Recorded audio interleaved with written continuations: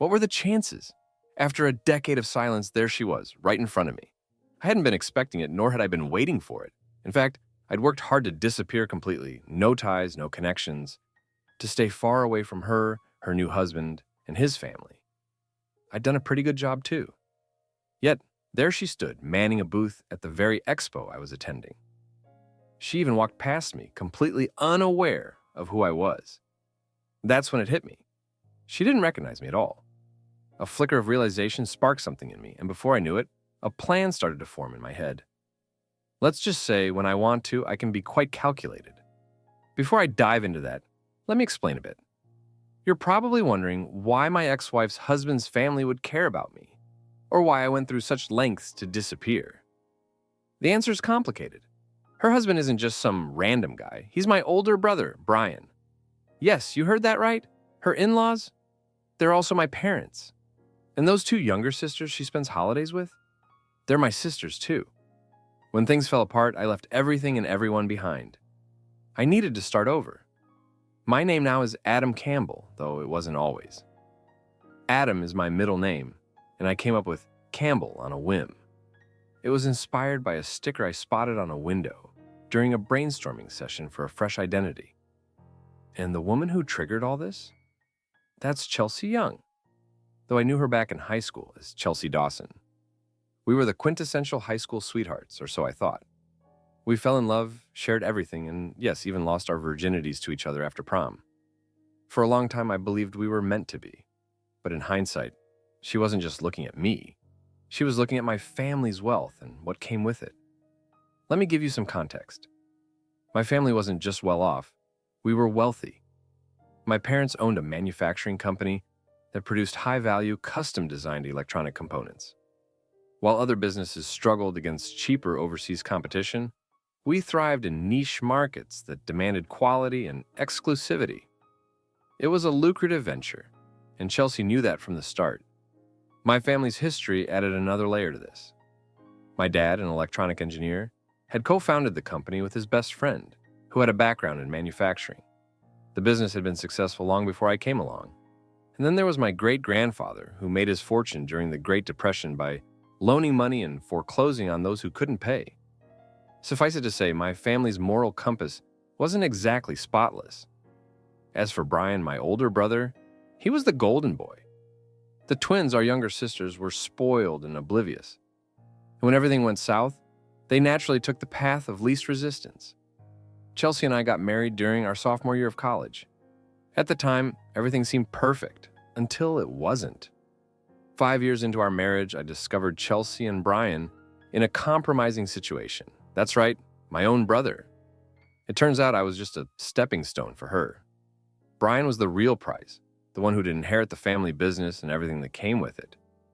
I, on the other hand, was destined to be a glorified assistant. Brian would have the power, the influence, and the social prestige. Looking back, the warning signs were there. We started dating in high school, went to the same college, and tied the knot when she got pregnant at the end of our sophomore year. At the time, it felt like the right thing to do. She dropped out to raise our daughter, Violet, while I finished my degree. My family supported us financially, and for a while, we seemed like the picture-perfect young couple. But something about her pregnancy always felt off. We'd been careful, always using protection, and she couldn't take the pill for medical reasons. Yet there we were, expecting a child.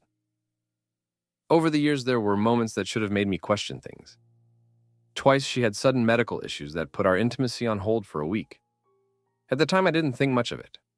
I was too focused on building a future. I wanted more kids, specifically a son. Don't get me wrong, I adored Violet. But there's something ingrained in many men about having a son to carry on the family name. Call it old-fashioned if you want. But that's how I felt.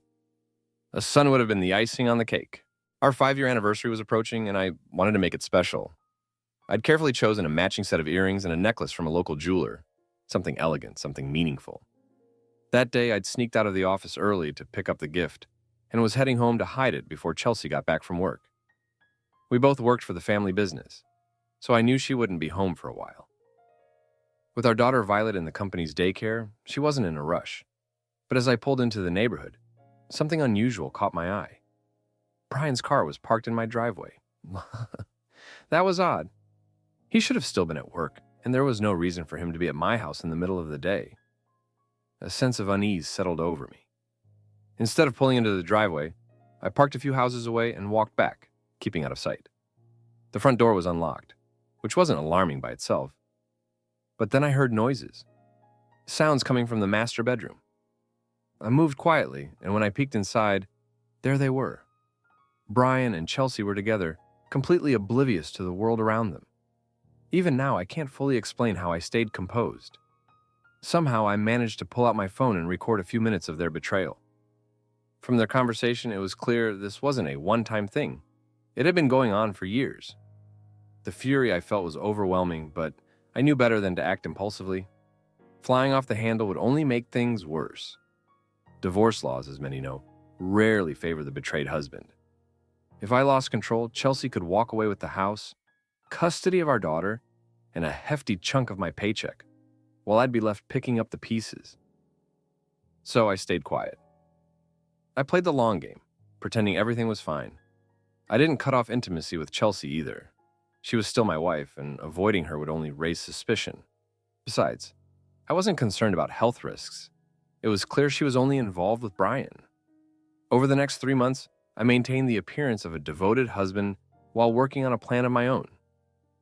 Now, there's something important to know about my role at the company. As the IT manager, I had access to every system, every device, and every communication. And yes, I had what we jokingly called the God codes. With those, I could remotely access any device the company owned, from computers and phones to even the Wi-Fi connected coffee makers. Within minutes of sitting at my desk, I started digging into Brian and Chelsea's messages. What I found confirmed the worst of my fears. The affair wasn't just an open secret. It was something my entire family knew about. Not only did they know, but they approved. One text from my mother even warned my sisters to be careful not to let me find out. The betrayal ran deeper than I ever imagined. But the most devastating blow came when I uncovered the truth about Violet. She wasn't my daughter. She was Brian's. Those medical issues Chelsea had experienced, they weren't random illnesses. They had been pregnancies, mine, which she chose to terminate. Yet she kept Brian's child. That revelation broke something inside me. At that moment, I knew I couldn't let them get away with it. They'd planned everything from the start. Brian was being groomed to take over the family business, while I was meant to stay in the background, running IT and supporting the company's infrastructure. Chelsea was supposed to divorce me when the timing was right and marry Brian. Meanwhile, I'd be stuck paying child support for a child that wasn't even mine, all while raising Violet without knowing the truth. It was a perfect setup, and they counted on me being too blind to see it. But they underestimated me. Over the next few months, I began moving money from our joint accounts into a private offshore account I'd opened in the Cayman Islands. The transfers were small and gradual, carefully planned to avoid detection. At the same time, I convinced Chelsea to take out a second mortgage on the house, pitching it as an investment in a new backyard, a swimming pool and entertainment area. She loved the idea, thinking it would be perfect for hosting parties and gatherings. What she didn't know was that the loan money was also going straight into my hidden account. I kept the charade going. I even drafted backyard designs and showed them to Chelsea, making it all seem legitimate. We interviewed contractors and collected bids for the project, all while my plan steadily unfolded. Every move I made brought me closer to securing my escape and ensuring they faced the consequences of their actions. I wasn't about to leave anything to chance. I hired a private investigator to install hidden cameras throughout the house while Chelsea was at work. These weren't ordinary cameras. They recorded in high definition and captured audio, uploading everything to a secure cloud server, accessible only to me, my investigator, and my divorce lawyer. At the same time, I kept monitoring their text messages and emails. Every incriminating word was saved, with hard copies stored safely in a deposit box I opened under my alias, Adam Campbell. I knew that when everything unraveled, they would retaliate. I expected harassment and attempts to claw back what they'd lose, so I prepared for every possibility. To bolster my defenses, I created a digital persona for Adam Campbell, a successful entrepreneur with an impressive academic background. On paper, Adam held an MBA and 2 bachelor's degrees in business administration and international finance. Of course, these credentials were fabricated, but I didn't need them to hold up to intense scrutiny, just enough to serve their purpose. With the right tools and a modest fee on the dark web, I acquired the necessary documents, credentials, and even a few photos to solidify the illusion. 2 weeks later, an untraceable package arrived, and Adam Campbell became as real as I needed him to be. And let's get one thing straight. You don't mess with the IT guy. My preparation didn't stop with their texts and emails.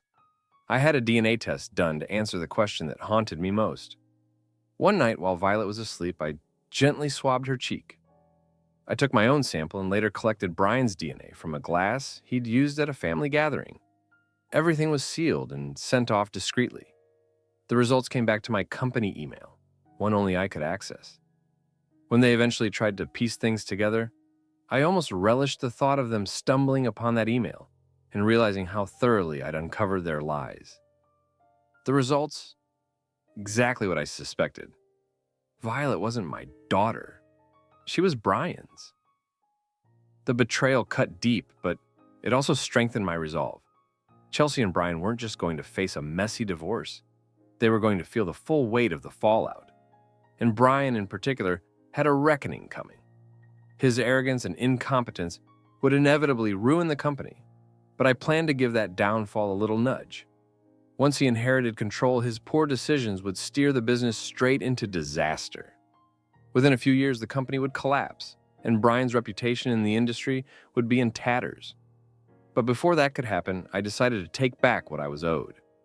Over several months, I siphoned funds from our shared accounts, moving them into an offshore account I'd opened in the Cayman Islands. At the same time, I convinced Chelsea to take out a second mortgage on the house, presenting it as an opportunity to build a backyard oasis, a pool and entertainment area perfect for hosting. She loved the idea, never realizing the funds were quietly disappearing into my secret account. To keep the illusion alive, I drew up designs for the backyard and even interviewed contractors, making everything look as legitimate as possible. Every move brought me closer to the culmination of my plan. And then came the piece de resistance, a digital bomb. This wasn't an explosive device, of course, but a carefully designed piece of software. Over the course of a week, I built a program that would wreak havoc across the company's systems. It was programmed to activate under specific conditions, either by my command or triggered automatically. When it went off, every computer and smartphone connected to the company's network would crash simultaneously. Manufacturing equipment like the CNC and milling machines would either shut down or malfunction in ways that would cripple production. It was the perfect disruption, designed to ensure maximum chaos. Finally, the day arrived. I knew it was risky to be there in person, but I couldn't resist witnessing the fallout firsthand. Watching it all unfold was a once-in-a-lifetime opportunity. I stood in the lobby waiting as the final piece of my plan fell into place. That's when she walked in, a woman in her mid-20s, sharply dressed, and carrying a briefcase, along with 3 manila envelopes. Her confident, professional demeanor immediately caught my attention. She looked stunning, almost too composed for what was about to happen. As she passed, I knew this was the signal I'd been waiting for. I couldn't suppress the small smile creeping across my face as I prepared to set the final stage of my plan into motion. I walked straight into my father's office, my face calm but my mind racing with satisfaction. Without saying a word, I tossed a sealed envelope onto his desk. "What's this?" he asked, his confusion evident as he picked up the envelope and glanced at me. His eyes narrowed, trying to gauge my intentions. Instead of answering, I simply raised my hand, spreading my fingers wide. 5, 4, 3, 2, 1. I counted, lowering each finger deliberately. Right on cue, a loud, unmistakable wailing sound echoed through the hall outside the office. Raising my hand again, I began another countdown. 5, 4, "What the hell is going on out there?" Someone shouted, their voice laced with panic. Before I could finish my next countdown, she appeared. Blonde, sharp, and poised, she stood in the doorway, a picture of professionalism. A final envelope rested in her manicured hand as she stepped forward. "Mr. Sean Young?" she asked, her Georgia drawl smooth and polite. "Yes, that's me," my father replied, clearly flustered by the sudden interruption. Without missing a beat, she handed him the envelope. "You've been served," she said firmly, snapping a quick photo of him holding the documents. "Y'all have a nice day." And just like that, she turned and walked out, leaving my father frozen in disbelief. "That should explain everything," I said with a chuckle, already heading for the door. I had no intention of sticking around for the fallout. The letter I'd left on his desk contained my immediate resignation. I cited a hostile work environment, explicitly pointing out how the company's management and ownership had condoned and even encouraged the inappropriate relationship between the company president and my wife. Chelsea, of course, had just been served divorce papers, while Brian was hit with a lawsuit for alienation of affection and fostering a toxic workplace. I wasn't just walking away. I was making sure they faced consequences. A couple of days earlier, I discreetly removed all my personal belongings from both the office and the house. The financial arrangements already sorted. Chelsea got the house in the divorce, but by then most of our savings were long gone, safely transferred to accounts under my control. My lawyer, armed with power of attorney, was handling everything else. I didn't need to be there. When I walked out of that office, Jason Young ceased to exist. In his place stood Adam Campbell, ready for a new life. For the next decade, I didn't see any of them again. Court-mandated counseling was ordered, but my lawyer couldn't tell them where I'd gone, and I wasn't about to make it easy for anyone to find me. The case eventually fizzled out. Initially, I was ordered to pay child support, but the DNA evidence proved what I'd suspected all along. Violet wasn't my daughter. Brian, not me, was legally obligated to pay child support. Chelsea tried to come after me for alimony, but with no job and her earning more than I did, her case was dismissed. My lawyer even declined the possibility of alimony payments from her to me. It wasn't about the money at that point. As for the house, my lawyer handed Chelsea a quitclaim deed. She could keep it, along with the remaining assets I had deliberately left behind. Brian moved in less than a week later. By that time, I had already relocated to the West Coast. While the alienation of affection lawsuit didn't amount to much, those rarely do, I did secure a settlement from Brian for creating a hostile work environment. A few $100,000 seemed like a fair price for his actions. The company wasn't spared either. When evidence surfaced, showing they knew about the affair and even encouraged it, they settled with me for $2 million. Between that settlement, the lawsuits, and the funds I'd carefully transferred before the split, I walked away with over $4 million. Chelsea might have technically been entitled to a share of our savings, but good luck finding either me or the money. I waited patiently for 6 months after the dust had settled. Then I executed the final part of my plan. The software bomb I'd planted went off, and chaos followed. Every server in the company crashed. CNC machines malfunctioned, churning out defective products or refusing to work altogether. Financial records were corrupted, and production ground to a halt. For 2 long, expensive weeks, they scrambled to restore order, missing major deadlines and jeopardizing key contracts. I had left their lives for good, but the damage I inflicted lingered. They had thought they could ruin me, but in the end, they were the ones left picking up the pieces. After leaving my old life behind, I started fresh by launching my own IT consulting firm. To maintain privacy, I set up an offshore LLC, ensuring my name wasn't tied to it anywhere. The business thrived, and within a couple of years, I was experiencing significant success. But fate had more in store. 2 years after walking away, a traffic accident changed everything. The injuries required facial reconstructive surgery. At first, I was hesitant about going under the knife, but I quickly saw the opportunity it presented. I'd always thought my nose was a bit too large, so I had it refined. My chin? Too weak, so that got adjusted as well. A few minor tweaks later, I looked like a completely different person. The transformation didn't stop there. I'd worn a goatee since I was 18, but with my newly contoured features, I decided to go clean-shaven. You'd be surprised how a few subtle changes can completely alter someone's appearance. The best part? The trucking company responsible for the accident footed the bill. Their driver had been negligent, speeding, falsifying logs, and operating a poorly maintained vehicle. After the settlement, I ended up acquiring the company. Once I took over, I wasted no time implementing strict safety protocols, even firing 5 drivers for violations. The National Transportation Safety Board reviewed my action plan and approved it. prompting our insurance provider to reward us with drastically reduced rates.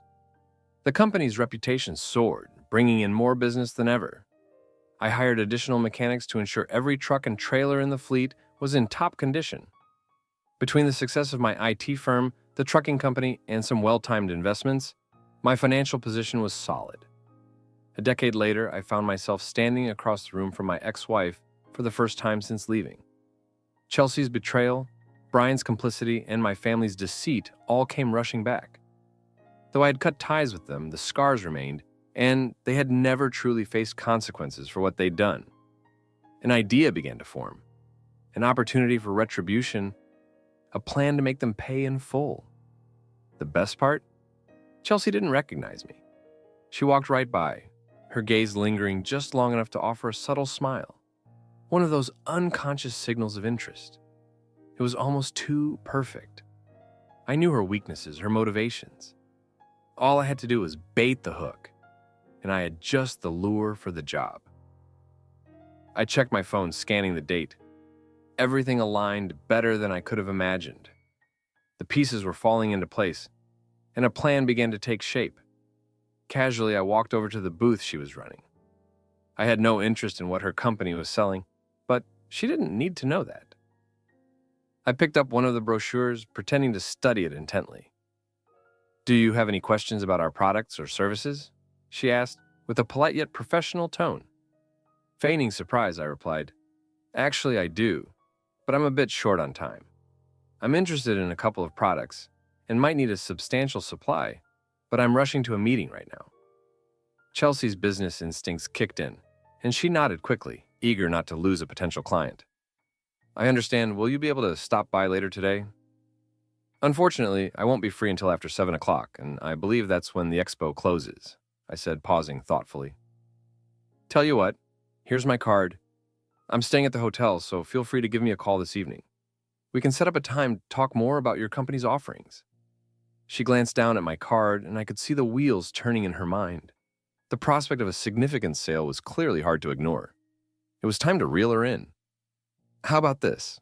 I offered smoothly. "I'll make reservations at Mario's, the Italian restaurant here at the hotel. I've heard it's one of the best places in the city. We can meet for dinner at 7 o'clock and discuss your products over a nice meal." I deliberately looked at her left hand, noting the absence of a wedding ring. "Of course," I added. "Feel free to bring your husband along. After all, it's a business dinner."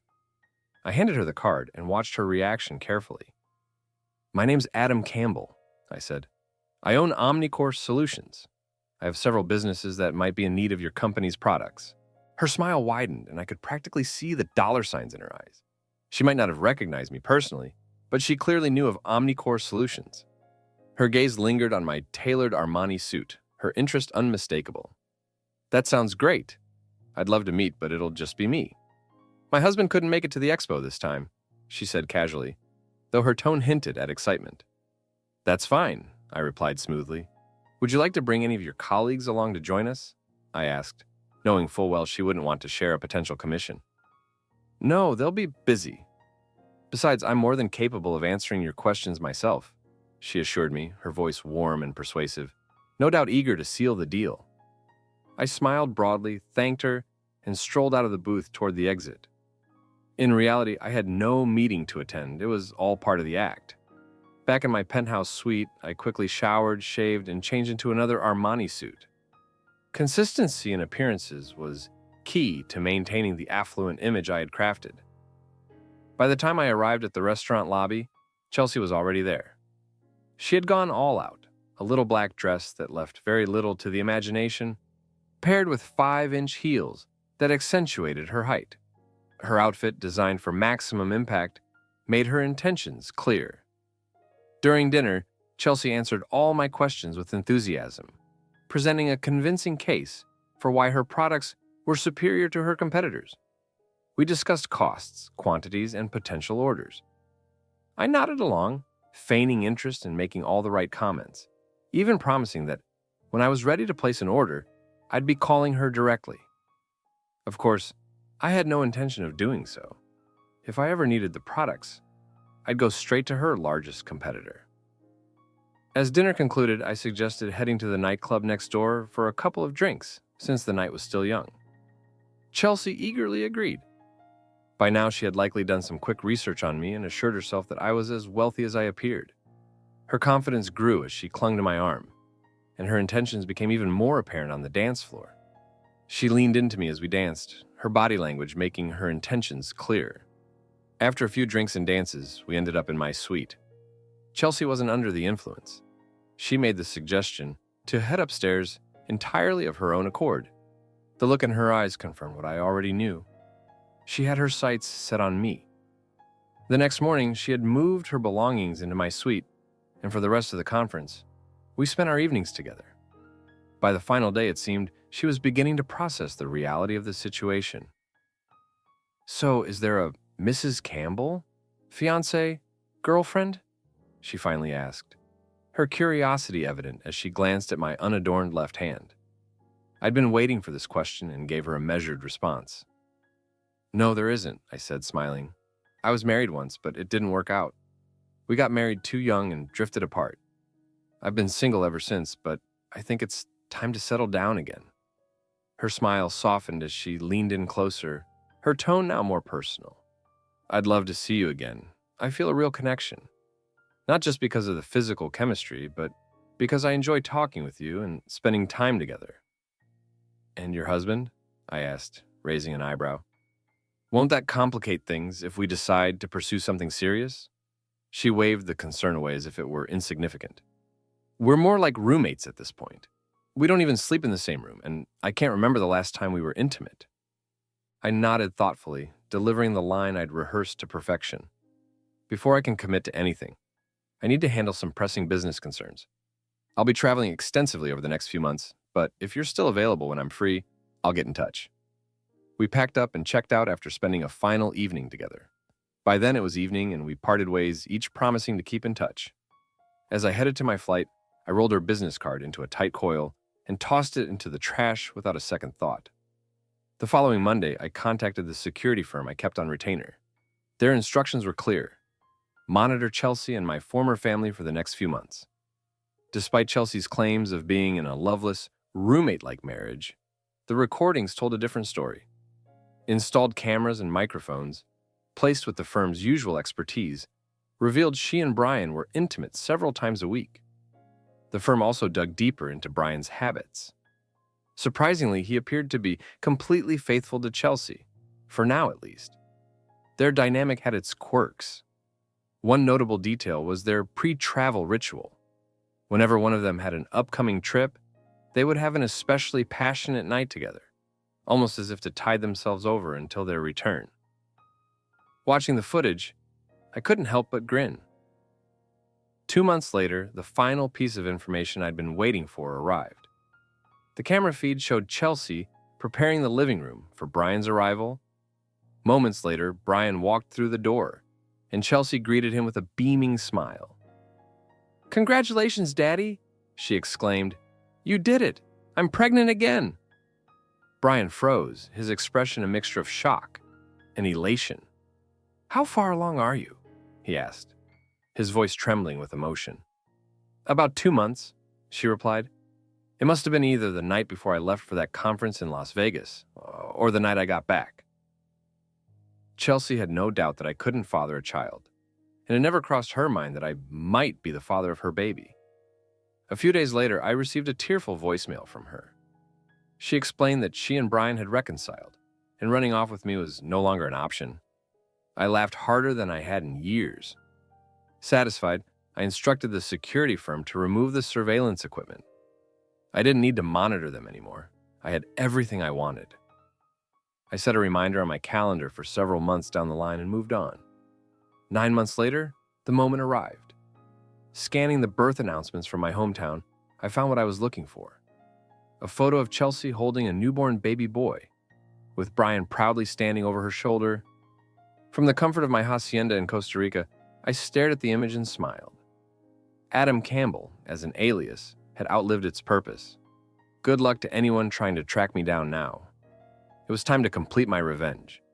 Switching to a new Gmail account, I drafted an email that would bring everything crashing down. "Dear listener, let's see how this story would unfold from Chelsea Young's point of view. 2 weeks had passed since little Adam was born, and I still couldn't believe I'd convinced Brian to name him that. Of course, Adam wasn't the father. He'd had a vasectomy, and he'd shown me the medical report to prove it. Brian must have gotten me pregnant during one of our nights together before or after the Las Vegas conference. Still, I insisted on the name Adam as a secret reminder of the unforgettable week I'd spent with him. At first, Brian had been thrilled to finally have a son, but lately he'd been acting distant, as if something was bothering him. I couldn't figure out what it was. That quiet afternoon, I had just put the baby down for a nap. Violet was in her room, likely texting her friends, and I was about to start dinner when the front door slammed open. "You cheating liar!" Brian's voice boomed through the house, his face red with anger. "How many times have you betrayed me?" I froze, my mind racing. There was no way he could know about Las Vegas.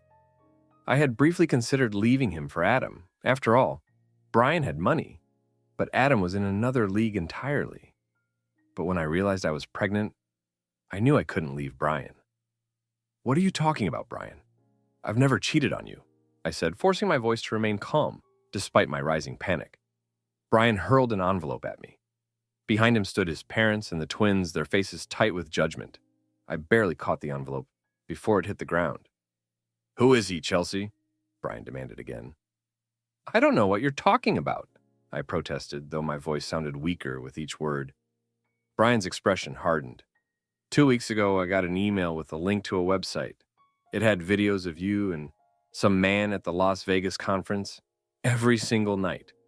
The email suggested I get a DNA test for the baby. Said there'd be a couple of surprises." He paused, his voice dropping to a cold, measured tone. "One surprise? I'm not the father. So tell me, Chelsea, who is Adam's real father?" My heart sank, my mind scrambling for an answer. "Brian is his father," I insisted, but even I could hear the desperation in my voice. As I opened the envelope Brian had thrown at me, my stomach dropped. It was a DNA test report, and the results were clear. Brian wasn't conclusively the father. The test gave him only a 40% probability of being the biological parent. There were shared genetic markers, but another element, something neither of us carried, was present. "Look, Brian," I stammered, trying to explain as I scrambled for an answer. "This test shows you and Adam share the same DNA. Maybe it's just a mix-up." Brian studied the report again, his face pale as the realization dawned. "No, it only shows partial similarities," he said, his voice trembling. "This says I'm—" "Oh, no!" His words trailed off, and his mother's shrill scream cut through the air. "Oh my God, Jason!" Sean Young, Brian's father, whispered in stunned disbelief.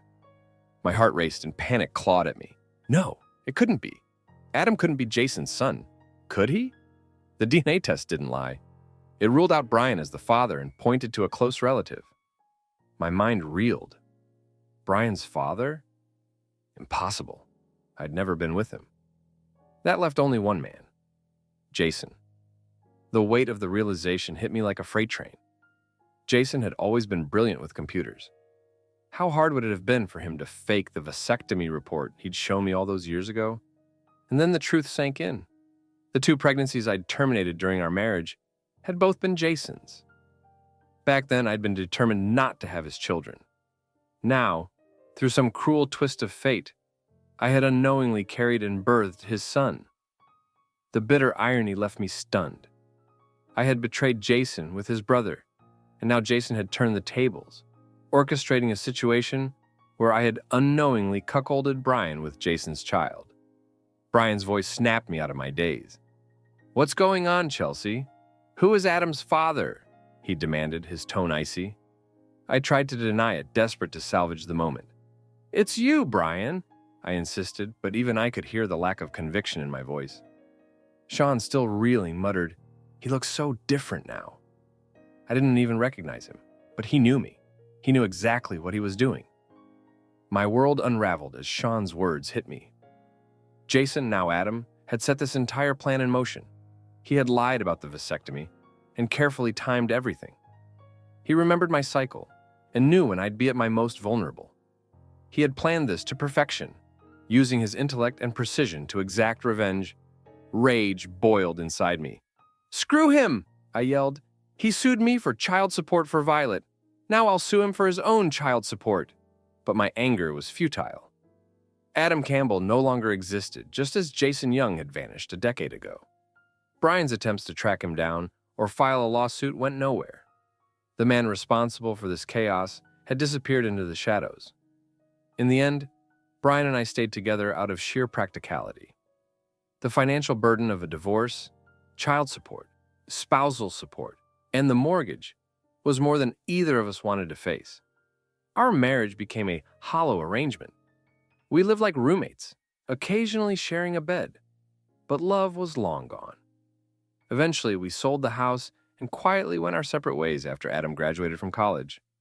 Brian and I never had more children after Adam. Despite everything, Adam grew up as a happy child, doted on by his grandparents. We agreed to keep his true parentage a secret. Brian, despite knowing the truth, raised him as his own. So, dear listeners, let's get back to me. Life moved on for me after everything fell apart. I remarried and had 3 children, 2 girls and a boy, building a life far removed from the chaos of my past.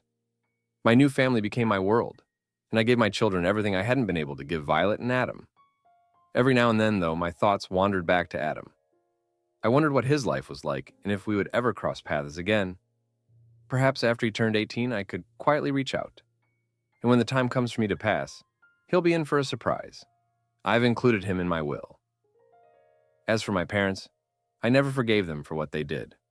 Over the years, I sent them 4 anonymous emails. The first announced my marriage, a ceremony they weren't invited to. The other 3 informed them of the births of their grandchildren, children they would never meet. That was my punishment for them. Rumor has it they spent a fortune hiring investigators to track me down. Good luck with that. You may think I'm a terrible person after hearing all this, and you wouldn't be wrong. But before you judge me too harshly, remember this. They betrayed me first. Brian took my wife when we were married, and my family supported him. So I returned the favor. She refused to have my children when we were together, choosing my brother instead. So I made sure she unknowingly carried my son while she was married to him. I call that justice.